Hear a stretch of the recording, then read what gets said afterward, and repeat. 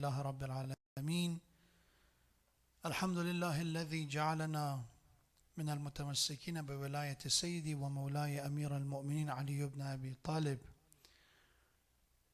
ثم الصلاة والسلام على خير خلقه وحبيبه حافظ سره ومبلغ رسالاته حبيب إله العالمين أبي القاسم المصطفى محمد.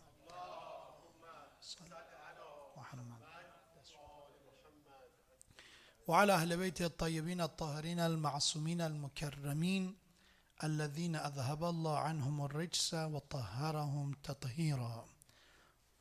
قال الله تبارك وتعالى في القرآن الكريم: بسم الله الرحمن الرحيم: ومن الناس من يعبد الله على حرف فإن أصابه خير اطمأن به وإن أصابته فتنة انقلب على وجهه خسر الدنيا والآخرة ذلك هو الخسران المبين.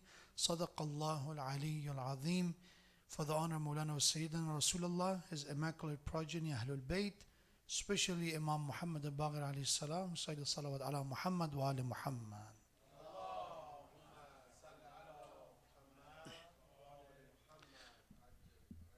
In the verse 11 of Surah Hajj, Allah subhanahu wa ta'ala says, from people are those who worship Allah on edge.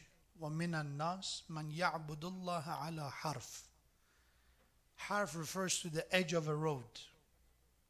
And in this ayah, what it refers to is that those people that their practice of faith is not very stable.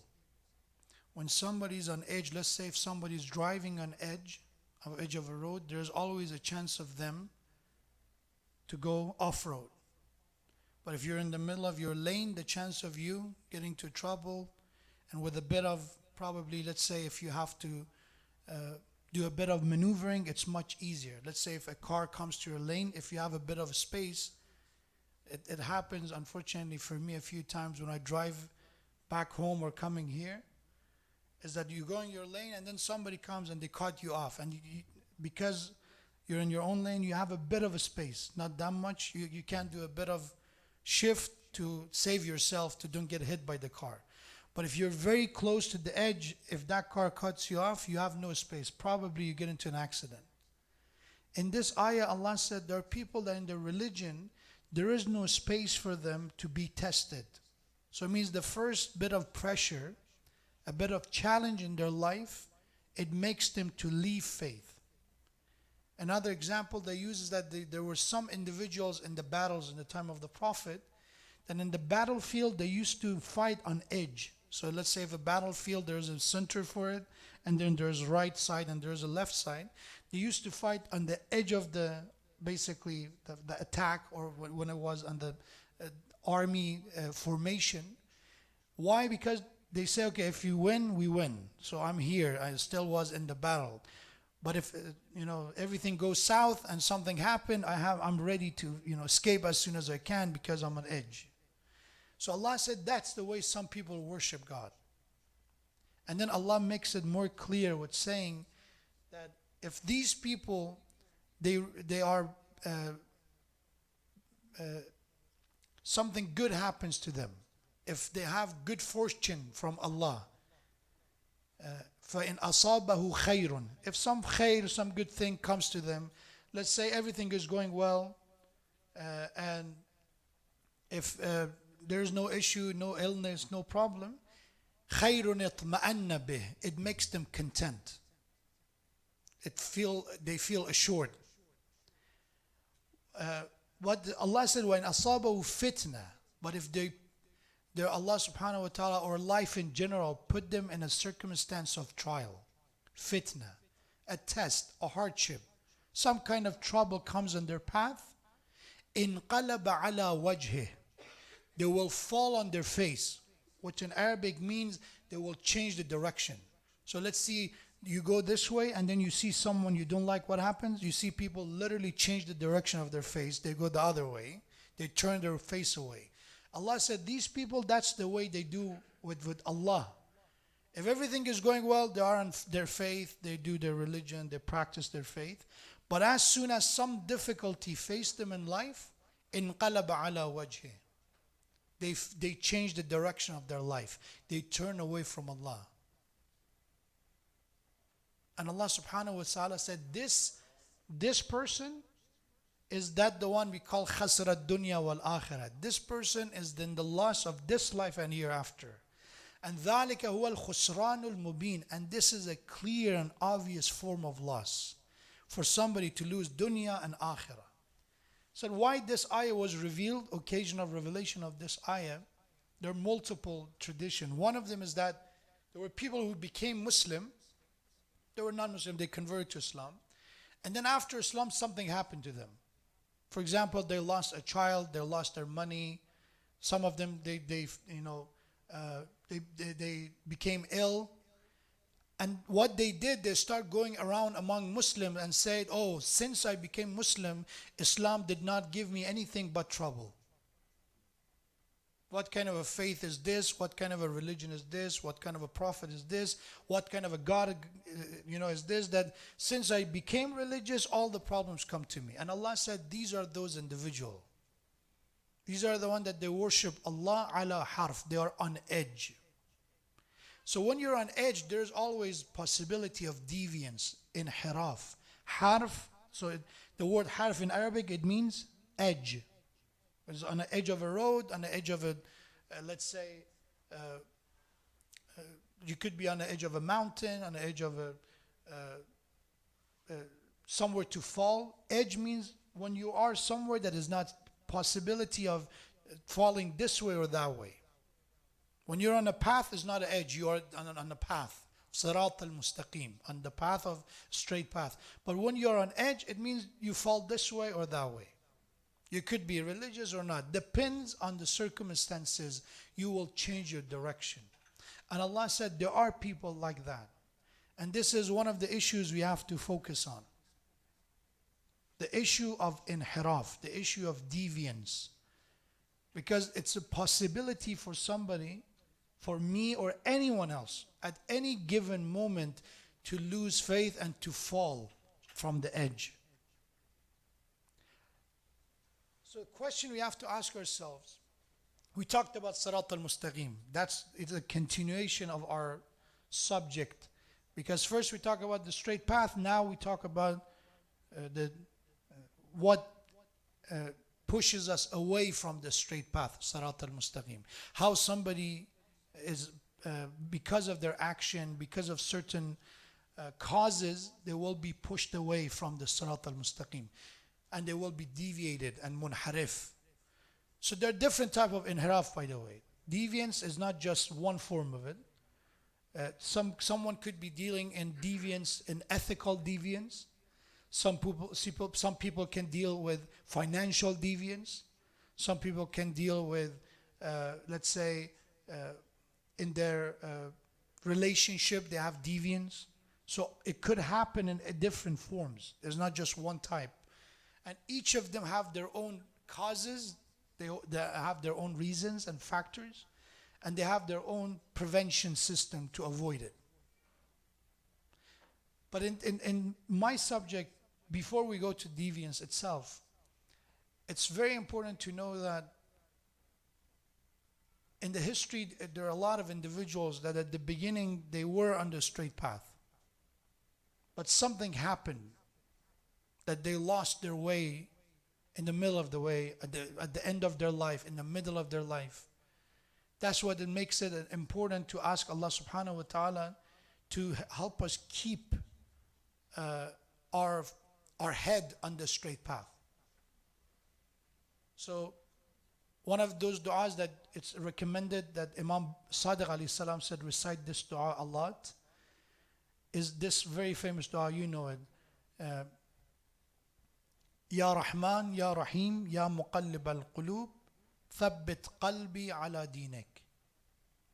O merciful, O beneficent, O the one that you transform hearts, make my stand to be firm on the straight path.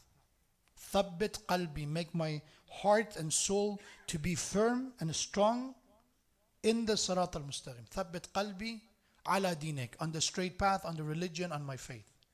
Why we ask Allah subhanahu wa ta'ala for this? Because There is moment of tribulation in life. And that's the moment that people will be tested. The ups and downs of life, makes a big difference. But before we go to that, in order to maintain a strong faith, strong set of beliefs, we need a few things to keep in mind. We have to be aware of a 5 enemy of a straight path. So if I want to give it a title, we want to talk about deviance, and some of the major causes of deviance are these 5. According to Quran, according to Prophet's teaching, and Ahlul Bayt alayhimus salam. So the first one, that is the enemy of a correct set of beliefs and a strong religion and faith, is ta'assub. Ta'assub, it refers to somebody's insist on something without a valid reason. Prejudice come from ta'assub. Racism come from ta'assub. Nationalism, the extreme form of nationalism, come from ta'assub. Is when somebody is supporting something, insists so much on something without a valid reason. And that's one of the biggest enemies of correct form of aqeedah and belief. The enemy of a straight path. For example, in Quran, Allah said there were non-Muslims, there were people of other religions. For example, in regard of the Christian or Jews, Allah subhanahu wa ta'ala said, يَعْرِفُونَهُ كَمَا يَعْرِفُونَ أَبْنَاءَهُم. They knew who Prophet Muhammad sallallahu alayhi wa sallam was, Allahumma salli ala Muhammad wa ala Muhammad, as they would recognize their own sons and children. Means how is clear that this is your son? You will recognize your own child, even in the middle of hundreds and thousands of people. They would recognize who this prophet is. They knew him, but still they decided not to support him. Why? Out of prejudice, out of ta'assub. That they said, oh, he's not from us. Why he was not appointed and selected from our tribe, from our region. And today we see, for example, I've seen it a lot, that even people who are very vicious toward religion in every culture, one of the reasons people attack religion is, number one, is because of prejudice. For example, when people want to attack Islam, if they are non-Arabic speakers, they always attack Arabic language. Oh, why I have to pray in Arabic? Why I have to love Arab people? Why do I have to love Arab imams? And in reality, the same people, they said, oh, are you racist? I said, no, I'm not racist. So you have something against others? No, I love everyone. But for some reason, when it comes to Arab, there is that animosity. Why? Because of ta'assub. To love your own country, that's perfectly fine. To have sense of patriotism, that's perfectly acceptable within our faith. But to go to a degree that you start saying, I'm the best. I am the best. And any other country, any other culture, any other language is inferior, is not good as mine. I'm the best. That's what ta'assub is. Imam Zayn al-Abidin alayhi salam defined it very accurately. He said, when you prefer the worst of your people over the best of someone that is different from you in culture, language, race, that's what ta'assub is about. But if you like somebody from your own culture who has a lot of good qualities, that's no racism, that's no ta'assub. You like this person. But if you like the worst of your people better than somebody who's good but is not from your area, from your region, from your culture, that's what ta'assub is. Racism is rooted in ta'assub, asabiyya. When Rasulullah came to Mecca, imagine when Prophet returned to Mecca, is known as the big victory or great victory of Mecca. This is after Prophet, for years he went to Medina.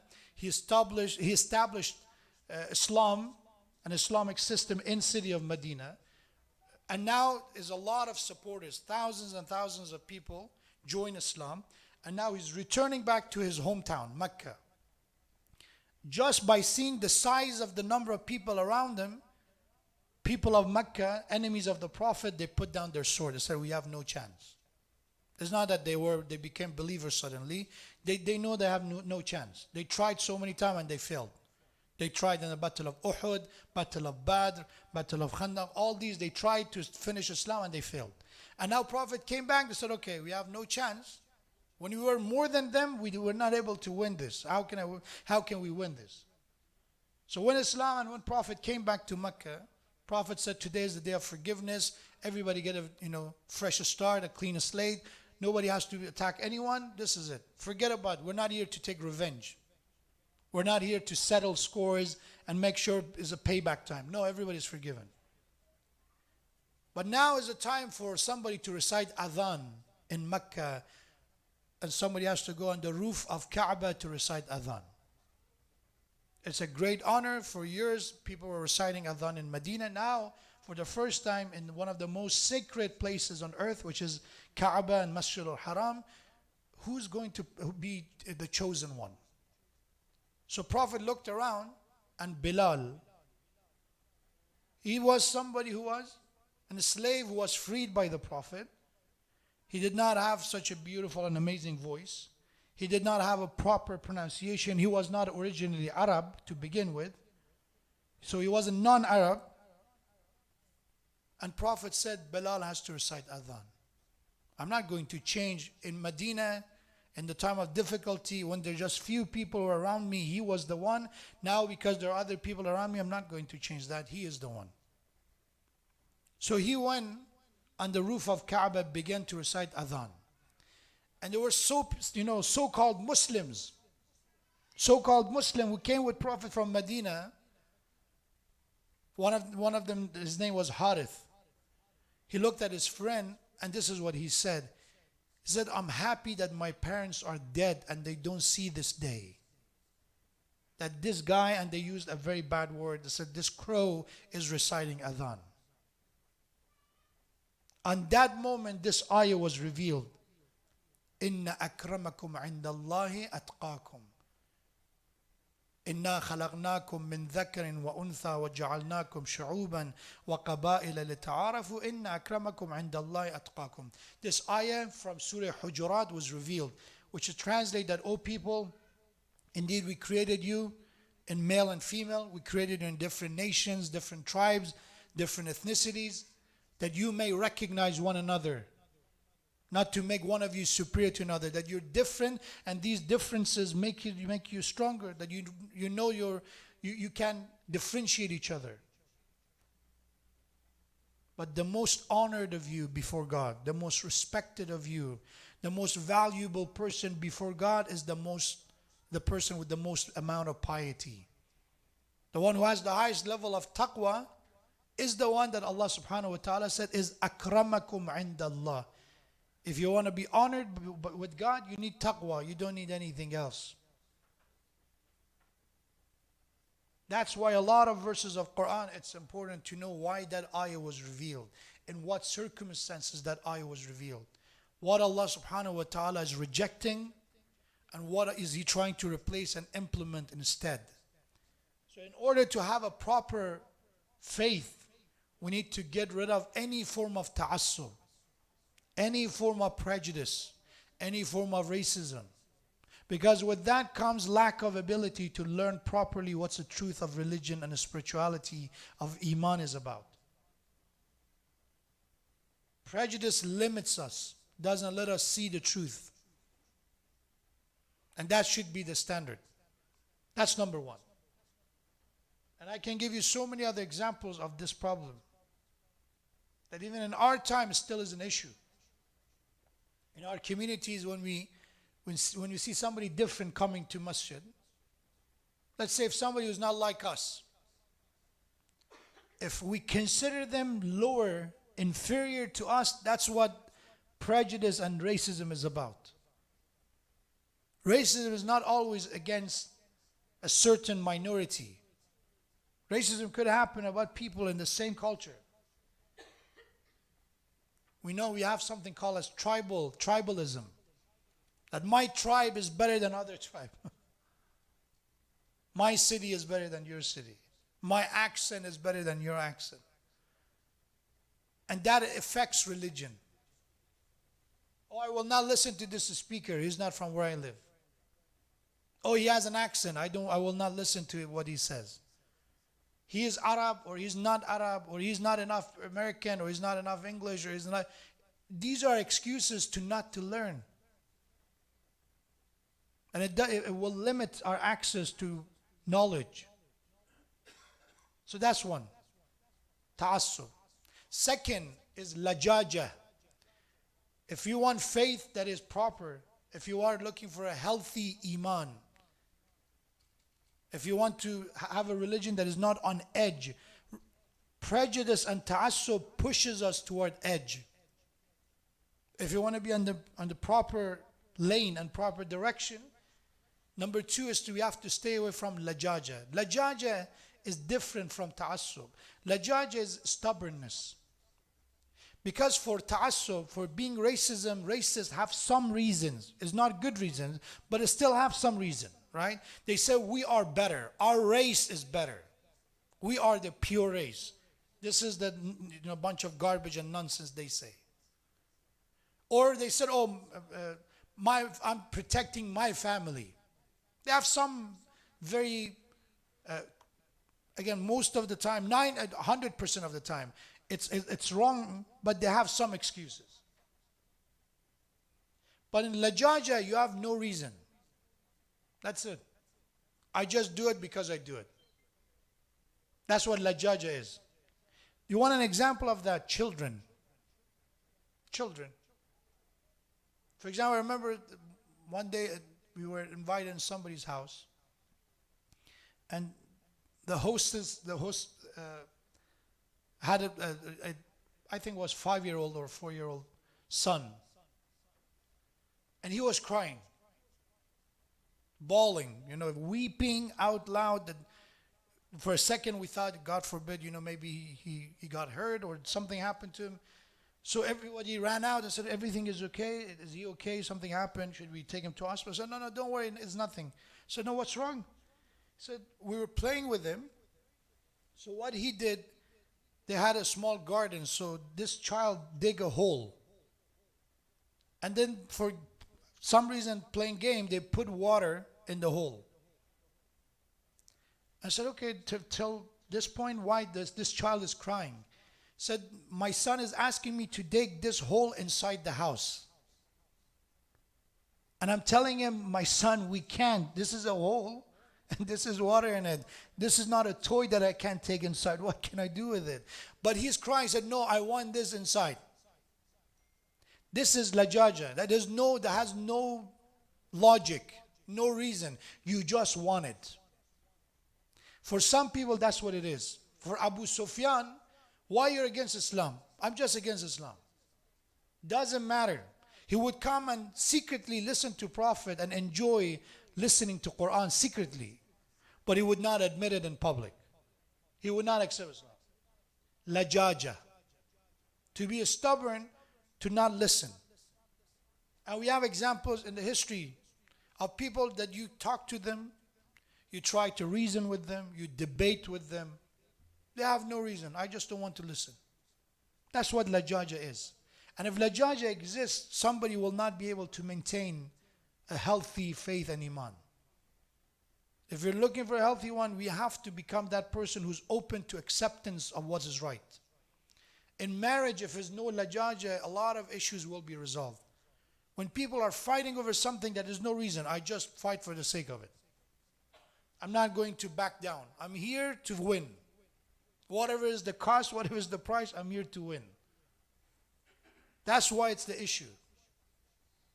That someone can suffer from it within the religion, within the faith as well. That's the second one, lajaja. If you want a healthy iman and a healthy religion, this is the second issue, second disease we have to be careful with. The third one is following blindly. In another word, having a sheep mentality.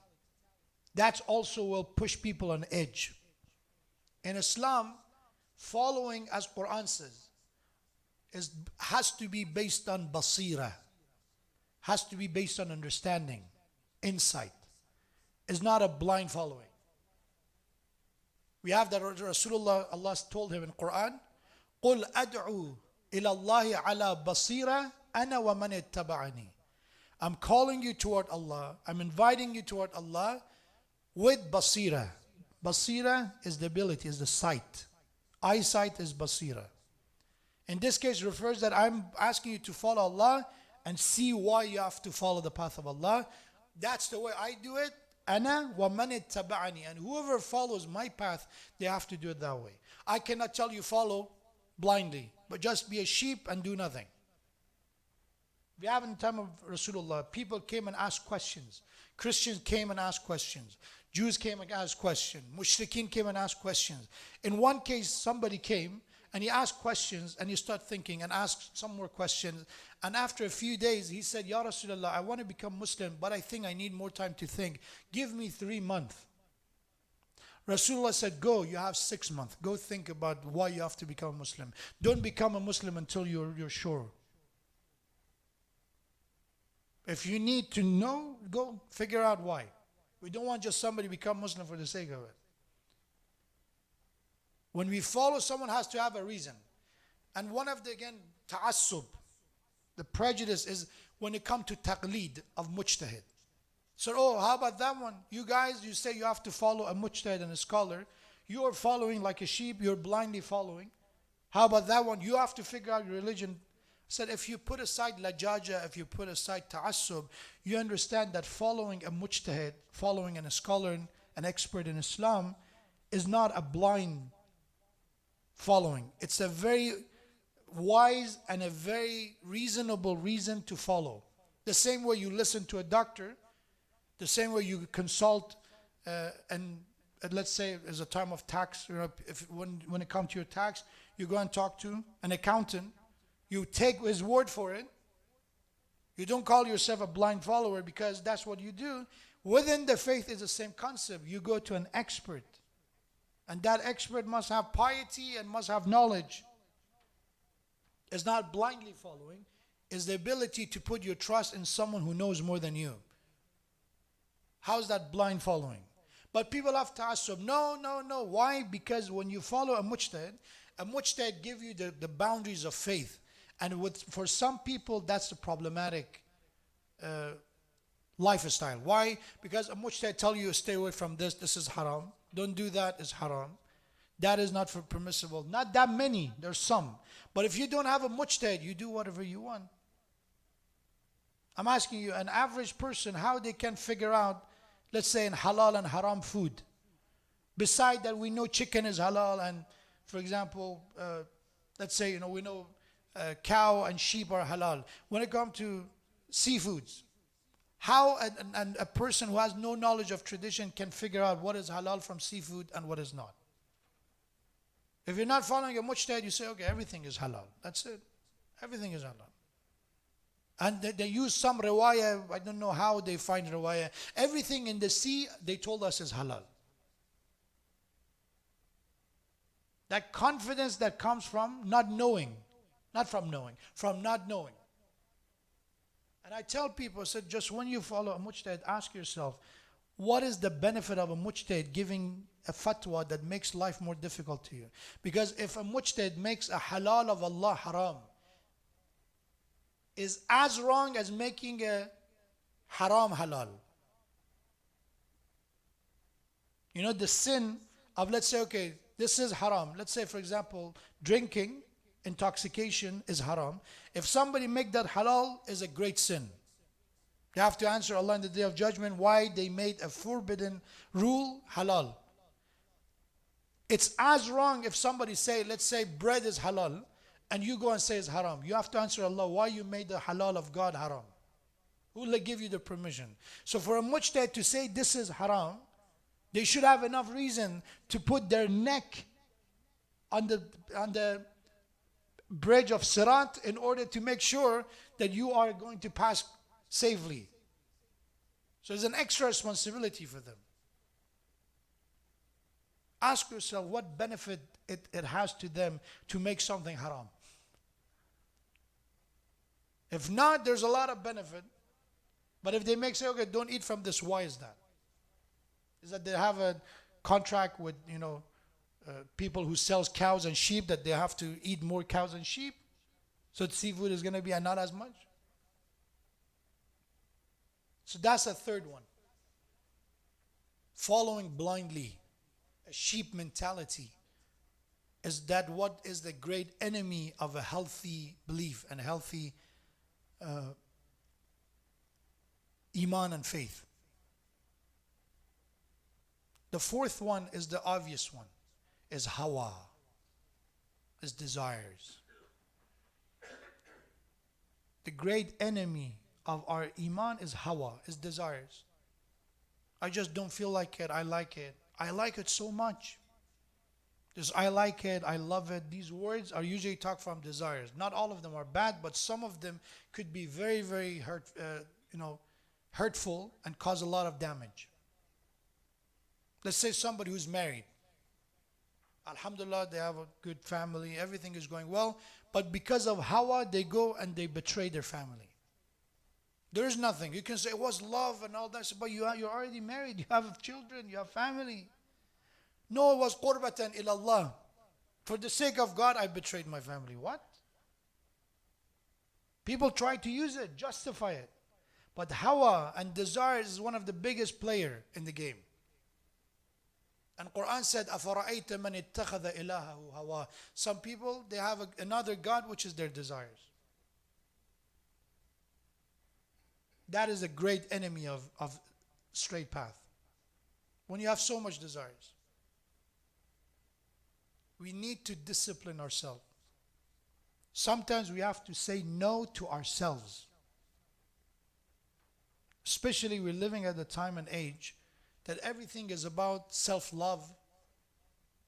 There was a time that people, they were so competitive and hated themselves that they had no confidence. We have some people who are like that. Regardless of how much good they do, they said, oh, I'm a loser. I'm not good enough. We have this kind of deficiency on one side, and then we have people who are overconfident. Oh, I love myself. Oh, I deserve this. Oh, I need that. We give too much credit to ourselves. That's what hawa has to be controlled. Not killed, not suppressed, but controlled. As they recite in Surah Shams, قَدْ أَفْلَحَ مَنْ زَكَّاهَا. Tazkiyah, imagine imagine a tailor. When you give fabric to a tailor, they have something called a model. And they cut the fabric based on that measurement of that model. So they make sure that the extra piece is not going to be here. You cut it around. Tazkiyah is that our hawa and desires is all over the place. We like so many things. If it's up to us, we overeat. If it's up to us, we oversleep. If it's up to us, we do over everything. So what you have to do, tazkiyah, is to cut the extra part. Balance it. Balance it, measure it, control it, and make sure it's properly, you have a proper dose. The same way in medication, for hawa you have a proper medication. That's why I have tradition that laughing out loud first from shaitan means laughing is good, but there is a balance. Not every laughter is good. Let's say somebody is sad, you laughing in front of them is out of decency. And literally Imam Ali has a hadith that said it's not from adab, it's not from manners to laugh and to express happiness in front of somebody who's grieving. So there is a time, even there's a control for laughter, which is the laughter, is the medicine, is this, all that is good, but there's time for it. Same thing comes for everything else. You need to rest, but there is a balance for it. We have people who are sleep deprived, and we have people who are oversleeping. Balance. That's the fourth enemy when it comes to a healthy iman. It's very important to be aware of desires. Far-fetched wishes, non-realistic expectation. These are desires. I desire my husband to be a robot. That's a desire. I want him to do this and this and this. I desire my wife to be exactly this way, to speak when I want her to speak and be quiet when I want her to be quiet. These are desires. And all they will bring and befall human beings are problems. It's exactly like when you imagine oceans, right? There's going to be a tsunami coming with desires. If you don't balance it, if you shake it too much, if you let it do whatever it wants, eventually the damage and the destruction will be following it. Recite salawat ala Muhammad wa ala Muhammad.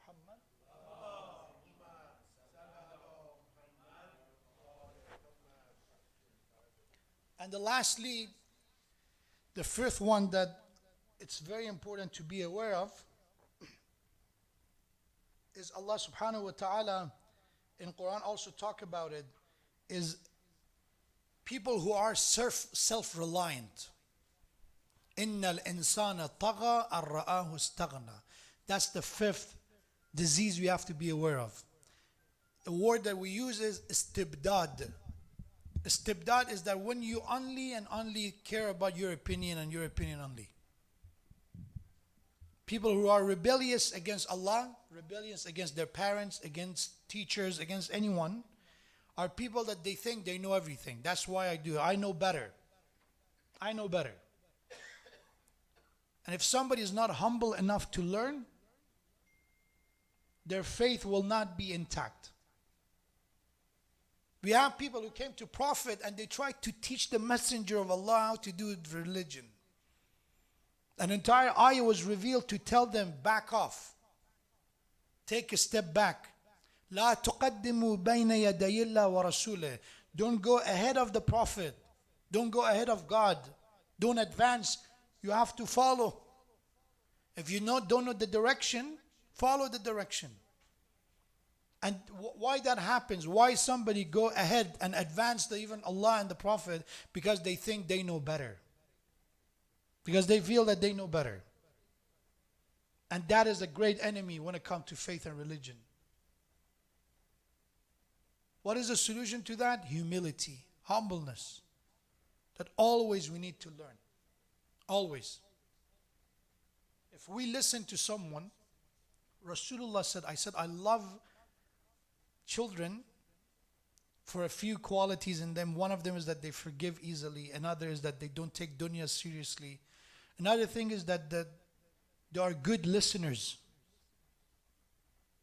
Before we teach them the other way, they listen well. Before they start speaking, they listen. The younger they are, the more they listen. Even right now, if you look at them, all of them with their phones, we give them that they are hypnotized by cell phones and iPads. What they're doing? They're listening. They're watching and listening. They give their full attention to that Peppa Pig or any other song that they're listening to. Full attention. And as we grow up, it becomes more difficult and difficult to listen to others. Why? Because we start accomplishment. We start having accomplishment. We graduate high school, we graduate college, we get a job, people say you're good, and people compliment you. And with that, sometimes we go over our head. Oh, I know everything. I know everything. Now I'm a father, now I'm a wife, now I'm a husband. I know everything. I finished with the hadith of Imam Baqir alayhi salam. Imam Baqir said, لا يكون العبد عالما. A servant of God, a person will not become a scholar, will not become an alim. Alim means knowledgeable, a scholar. You will not become truly, in a sense of calling yourself a scholar, unless, number one, you don't have jealousy toward those who are superior. If you want to be truly a knowledgeable person, you understand if somebody knows more than you, if somebody have more than you, there's no reason to be jealous about it. You can be motivated, you can dream to become like them, try to become like them, but jealousy and hating them for being better than you is not part of a knowledgeable character. And the scholar's character is somebody who tried to be better and doesn't have any jealousy toward people who are higher and superior. And secondly, you won't become an alim if you humiliate those who are inferior. So if somebody knows less than you, if you humiliate them, if you make fun of them, if you mock them for not knowing as much as you, you're no alim. So this is the true meaning of alim. Alim is not somebody who goes to college or not. It's not about somebody with a PhD or with a master or a bachelor or knowing 5 languages. Alim comes from these 2 personality type. That you have no jealousy and you don't humiliate people. Which is difficult if we have that 5 personality trait. The 5th one, which is istibdad. If you're self-reliant, if you think that you're know-it-all, you know everything, that would eventually leave you out of faith. And I give you a solution. Read books. In order to not call yourself know-it-all, read books. Expand your knowledge, and then you know there's much more than we don't know. Don't read a few books and think, okay, I know all the answers. I know everything. The more we know, the more it becomes clear that there's a lot that we don't know. You become humble. And may Allah subhanahu wa ta'ala give us the ability to purify ourselves from these 5 diseases that could plague our religion, plague our faith, plague our iman. And we ask Allah subhanahu wa ta'ala for sincerity in our faith, for a religion, for a belief that is empowering our performance in this dunya, and inshallah give us a proper salvation in the day of judgment and in akhirah, inshallah. Wassalamu alaikum wa rahmatullahi wa barakatuh. Salawat ala Muhammadin wa ala Muhammad.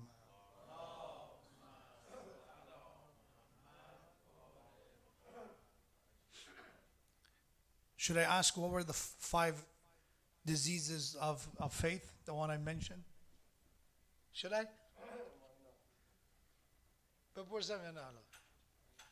Bismillah. بگین حالا تموم شد دقت میکنن انشالله دیگه، یعنی در